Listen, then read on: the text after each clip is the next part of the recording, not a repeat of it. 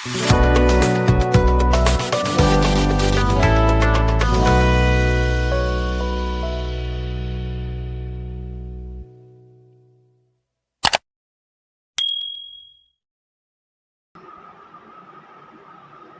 Evening दोस्तों, बहुत बहुत स्वागत आप सभी का मेरे यूट्यूब चैनल के संबंधों में।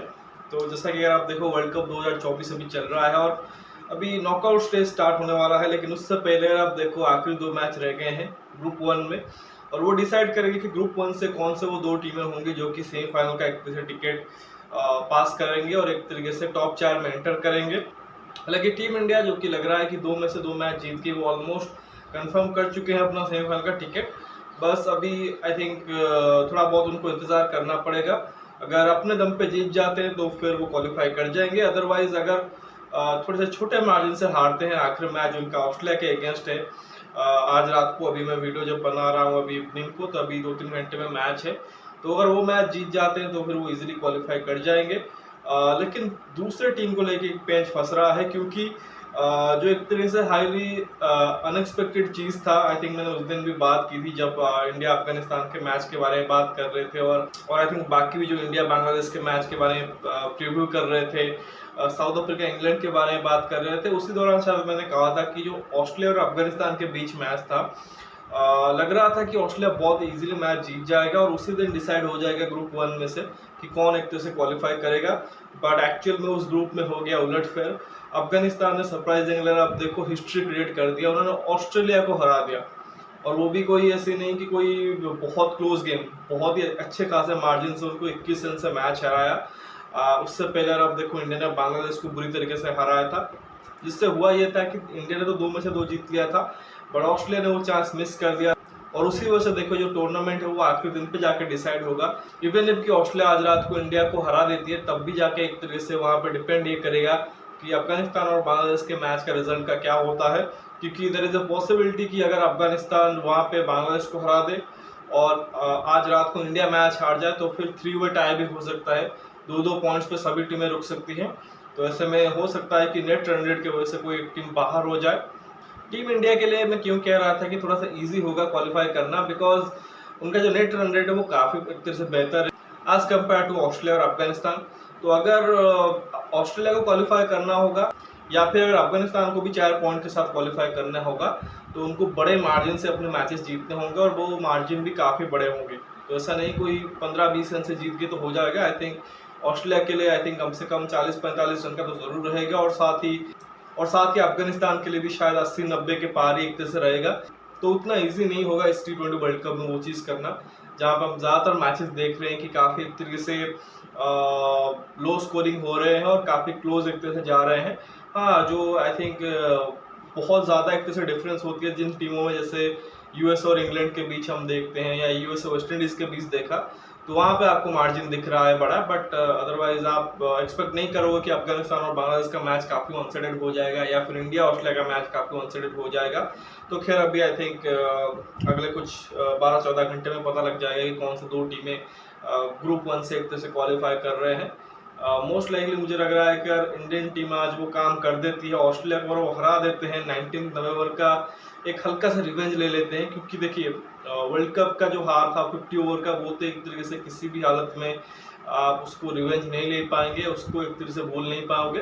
बट समहाउ इंडियन टीम ये काम कर देती है कि वो ऑस्ट्रेलिया को हरा देते हैं थोड़े से अच्छे खासे मार्जिन से, और फिर अफगानिस्तान बांग्लादेश को हरा देती है, तो फिर अफगानिस्तान क्वालिफाई कर जाएगी सेमीफाइनल के लिए। तो सो इन ए वे ऑस्ट्रेलिया को इंडियन टीम बाहर कर देगी, तो एक छोटी सी खुशी इंडियन फैंस के लिए रहेगी। साथ ही अफगानिस्तान के जो फैंस हैं, उनके क्रिकेटर्स हैं, उनके पूरे के पूरे जो देश है, उनके लोगों का सपोर्ट रहेगा इंडिया की तरफ आज। तो खैर, दोनों मैच के बारे में देखेंगे क्या रिजल्ट होता है। बाकी अगर जो प्रीवियसली कुछ मैचेस हुए हैं, स्पेशली ग्रुप 2 में, वो भी देखिए, तो जैसा ही कहा कि अफगानिस्तान ने ऑस्ट्रेलिया को हराया था, फर्स्ट टाइम उनको उन्होंने हराया था, और बहुत ज़बरदस्त एफर्ट उन्होंने डाला था। आई थिंक बैट के साथ अगर आप देखो, उनके जो डिपेंडेंट रहते हैं उनके ओपनर्स के ऊपर, तो बहुत फायरी तो स्टार्ट नहीं किया था दोनों ही जो उनके ओपनर्स थे, बट उन्होंने एक कहेंगे कि डिसेंट स्टार्ट कर दी थी और विकेट हाथ में रखे थे। और अफगानिस्तान को आई थिंक कोई 220 रन चाहिए नहीं होते हैं, उनको 150-60 में भी काम हो जाता है।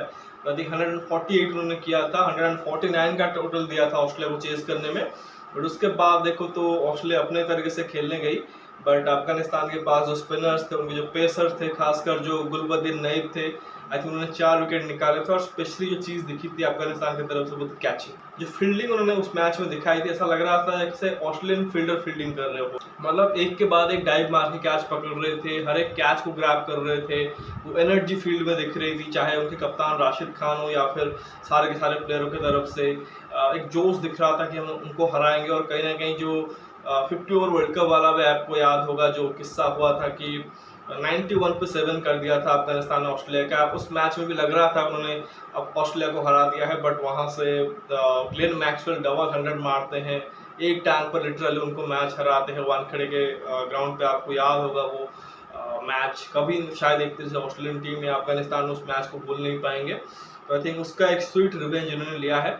दूसरी तरफ ऑस्ट्रेलियन टीम शायद एक्सपेक्ट नहीं कर रहे होंगे कि इतना ज़बरदस्त एक तरह से फाइट अफगानिस्तान दे देगी, specially with the bat, with the ball and obviously with the field.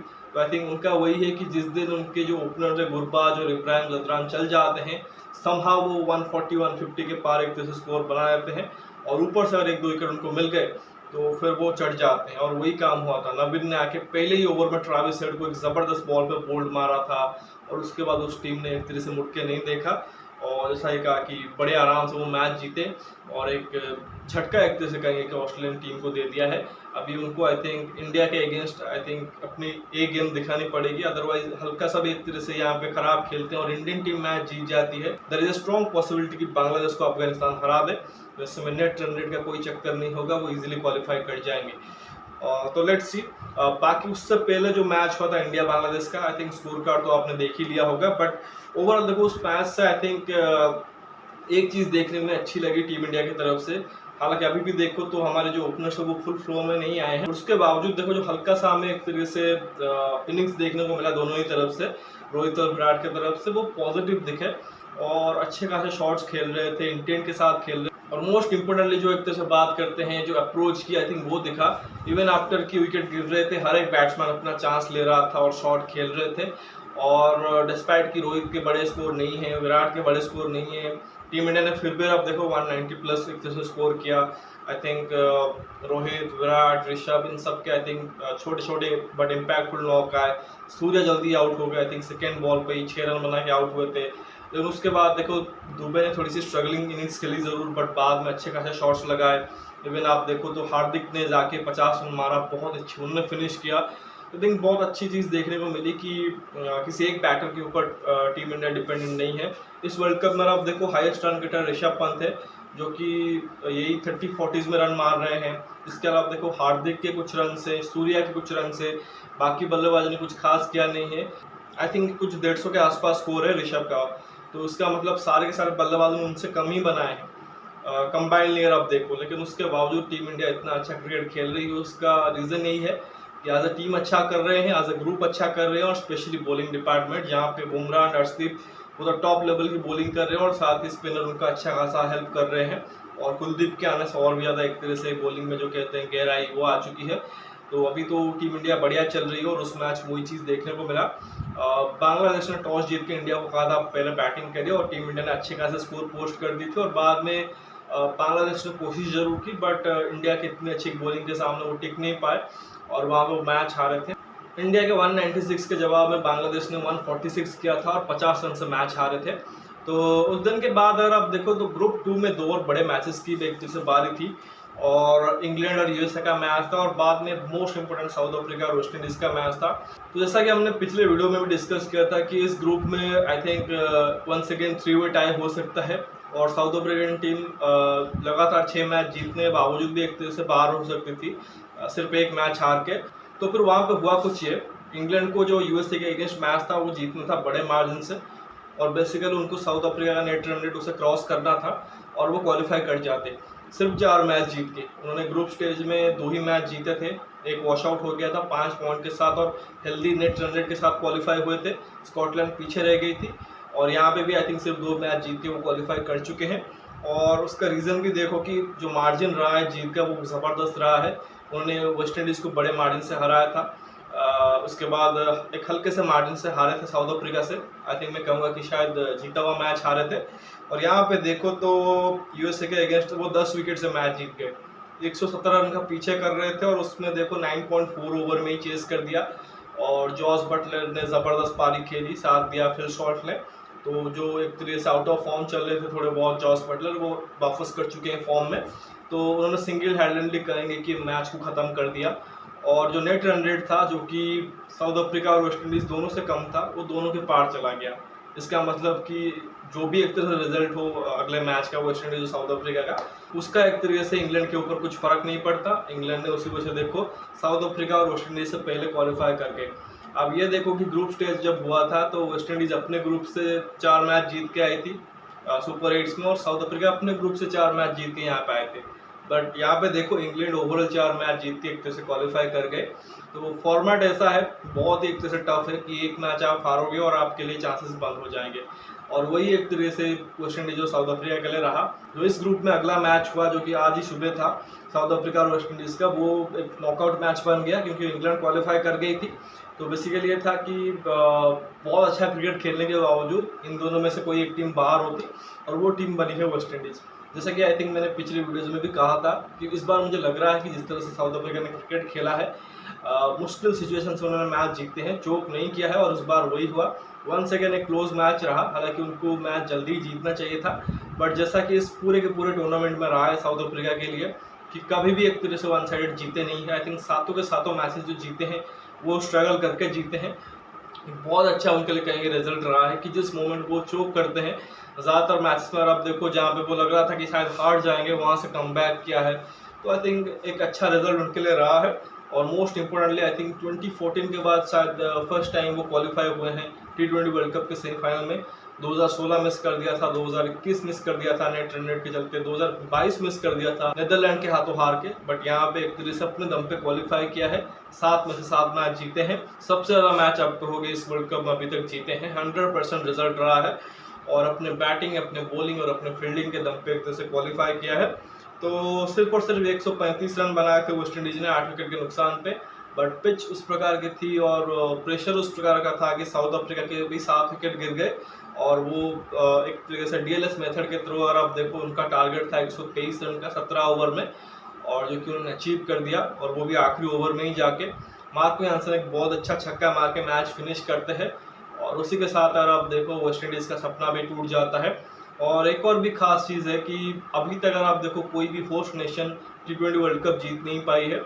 50 over format में जीते हैं, बट कभी भी अगर आप देखो T20 फॉर्मेट में होस्ट नेशन ने ट्रॉफी नहीं उठाई है। तो इस बार तो को होस्ट थे एक तरह से वेस्ट इंडीज और यूएसए, और दोनों टीमें अगर आप देखो बाहर हो चुके हैं सुपर 8 से। तो एक झटका जरूर कहेगी वेस्ट इंडीज़ के लिए, बट उतना एक तरीके से अच्छा मोमेंट साउथ अफ्रीका के लिए, because they are deserving team. अगर वो बाहर हो जाते तो आप समझ सकते हो कितना वो फील करते। ये वही देखो, आप सोचते कि हम 6 मैच जीत के यहाँ पे एक तरह से बाहर हुए हैं और एक टीम 4 मैच जीत के हमसे पहले सेमीफाइनल खेल रही है। तो समटाइम्स ये जो क्रिकेट का गेम है काफ़ी क्रूअल होता है। तो वो वेस्ट इंडीज़ के लिए क्रूअल हुआ, बट यहाँ पे साउथ अफ्रीका के लिए एक तरह से कहेंगे अच्छा ही रहा है। तो एक बहुत अच्छा हमें दिन देखने को मिला जहाँ पे इंग्लैंड ने एक तरह से डोमिनेटिंग विक्ट्री के साथ क्वालिफाई किया सेमीज में, और उसके बाद साउथ अफ्रीका ने एक थ्रिलर जीत के एक तरह से क्वालिफाई किया है। जिस तरह से आई थिंक चीज़ें घट रही हैं, मुझे लग रहा है कि इंडिया इंग्लैंड फिर से होने वाला है, 2022 का रिपीट होने वाला है। वंस अगेन सेमीज में भिड़ेंगे। अगर तो ऑस्ट्रेलियन टीम बड़े मार्जिन से इंडिया को ना हरा दे, उस केस में हो सकता है इंडिया स्लिप हो जाए दूसरे प्लेस में, और फिर उनका सामना साउथ अफ्रीका से हो सकता है। बट इंडियन टीम के लिए बहुत ज़रूरी है कि वो टेबल टॉपर्स फिनिश करे, क्योंकि उनको सेकेंड सेमीफाइनल खेलना है गयाना में, जिसमें कि एक तरह से हाई चांसेस है बरसात के। और अगर मैच वॉश आउट हो गया, तो मैंने पिछले वीडियो में भी कहा है, यहाँ पे पॉइंट शेयर नहीं होते हैं, नॉकआउट मैच है। तो फिर जो टीम एक तरह से ऊपर फिनिश की होगी तो उसको एक तरीके से प्रेफरेंस मिलेगी। दैट मीन्स तो अगर इंडिया और इंग्लैंड का मैच होता है तो फिर इंग्लैंड ने तो सेकंड फिनिश किया है, तो अगर वहाँ पे इंडियन टीम टॉप में फिनिश करती है अपने ग्रुप में, तो फिर बरसात अगर होता है, मैच नहीं होता है, फिर इंडिया को प्रेफरेंस मिलेगा। बट हम ये चाहेंगे कि कंप्लीट एक तरह से गेम हो और मेरा बेस्ट टीम हुई। अगर इंग्लैंड टीम डिजर्व कर रही होगी तो वो जीते, बाकी इंडिया की तरफ तो सपोर्ट ही रहेगा। तो लेट्स सी। बाकी जैसा ही कहा कि बचे हुए 2 मैच के बाद आपको एक तरह से पता लग जाएगा कि साउथ अफ्रीका और इंग्लैंड किससे एक तरह से भिड़ रहे हैं। बाकी मुझे लग रहा है कि इंडियन टीम तो डेफिनेटली क्वालिफाई करेगी, साथ में ऑस्ट्रेलिया के चांसेस मुझे लग रहा है बट आप अफगानिस्तान को बाहर नहीं कर सकते। लेकिन ये भी है कि आप बांग्लादेश को हल्के में नहीं ले सकते, क्योंकि बांग्लादेश की टीम भी वो टीम है जो कि अफगानिस्तान को हरा सकती है। तो ऐसे में ये भी हो सकता है कि सिर्फ एक जीत के साथ ऑस्ट्रेलिया क्वालिफाई कर जाए। अभी के हिसाब से तो मुझे लग रहा है कि इंडिया 100% क्वालिफाई कर रही है। 70% चांसेस मुझे लग रहे हैं कि ऑस्ट्रेलिया क्वालिफाई कर जाएगी। अगर वो जीतते हैं तब तो बिल्कुल करेंगे, अगर नहीं भी जीतते हैं तब भी मुझे लगता है, क्योंकि उतना ईजी नहीं रहेगा अफगानिस्तान के लिए बांग्लादेश को हराना। बाकी 30% लग रहा है फिर भी अफगानिस्तान कर जाएगी। मैं चाहूँगा अफगानिस्तान क्वालिफाई करे। बाकी लेट्स सी। तो फिलहाल इस वीडियो बस इतना ही। आशा करता हूँ कि वीडियो ज़रूर आपको पसंद आएगा। वीडियो को लाइक करना मत भूलिए, साथ ही चैनल को सब्सक्राइब जरूर कर दो, दोस्तों शेयर भी कर दीजिए। कमेंट सेक्शन में अपना राय ज़रूर रखिए, और आपको क्या लगता है कि कौन सी वो दूसरी टीम होगी जो कि इंडिया के साथ क्वालिफाई करेगी, या फिर आपको ये भी लगता है कि क्या अभी भी कोई चांस है कि इंडियन टीम भी बाहर हो सकती है। जो भी एक फिर से आपका फीडबैक है, जो रिएक्शन है, वो दीजिए कॉमेंट सेक्शन में। बाकी मिलते हैं दोनों ही मैच के बाद, तब तक धन्यवाद, जय हिंद।